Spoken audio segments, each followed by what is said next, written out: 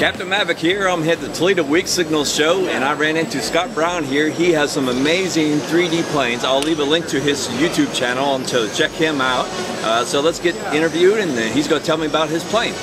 All right, so what we got here is your F3P plane. F3P is something that has been extremely popular overseas and in Europe. The designs over there have progressed significantly in the past 6 years. We got guys over there building stuff out of straight carbon fiber.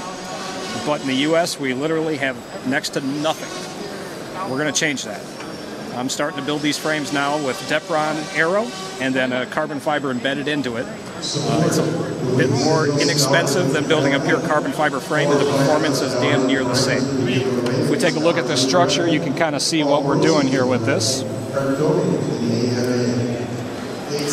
You can see we got all our bracing and everything, but we look at the inside of the frame edges, and you can see we're doing embedded carbon fiber. That is a 0.13 by 2 millimeter CF strip embedded into a hand-cut trench and then secured with thin CA.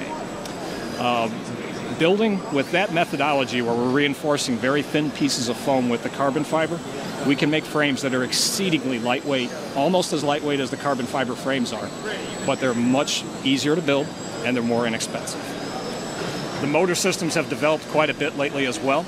Motor system on this guy is the Immersion Contra system. This is made by a fellow over in Russia named Ruslan Immersion. The dealer for it is a fellow named Dmitry Starostov. I contacted him on Facebook. As far as I understand, this is the least expensive Contra unit that's available in the world. The units like this can be had with the 17.7-inch props included for $325 US. Competing units are generally around $100 more, or more than that even, depending on the size of the props and the manufacturer. Servo-wise, we're using very inexpensive servos. That aileron servo there has been dramatically lightened, but that started with just a regular Power HD DSM 44 servo. I think that servo can be had for right around $7. The tail controls are done with DSP 33 servos. Same principles. We're taking the servos and relieving excess weight from the case, reducing the wire weight by removing the servo leads, and then replacing that with magnet wire all the way to the receiver. For the speed controller, that is a reprogrammed MX3A speed controller. That was made by a fellow named Risto Hulta over in Finland, I believe. I got that from Donatas Pazulis on his website.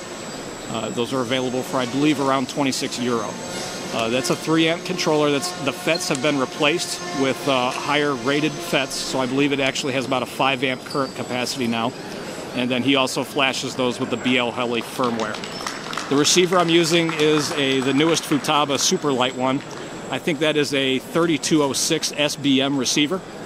That is by far the lightest one they've ever made. I think that one is about 1.5 grams total, ready to go. For all the wiring through the system, I'm using a combination of 30 and 36 wire gauges. We're just running separate power leads for everything back to where it has to be, performing the soldering at the servo itself. Altogether, this plane with a 160 milliamp battery attached to it has a flying weight of right around 54 grams. We're going to be doing another version of this with a slight modification to the structure. I'm going to change this so we can accommodate a couple different wing positions to accommodate different weight motors. Being that there is a 5-gram difference between the Lantsov units and the Immersion units, there's a pretty big variance there. I want to make some changes to the design to accommodate either without any kind of serious headaches. Other than that, this is going to be the production model.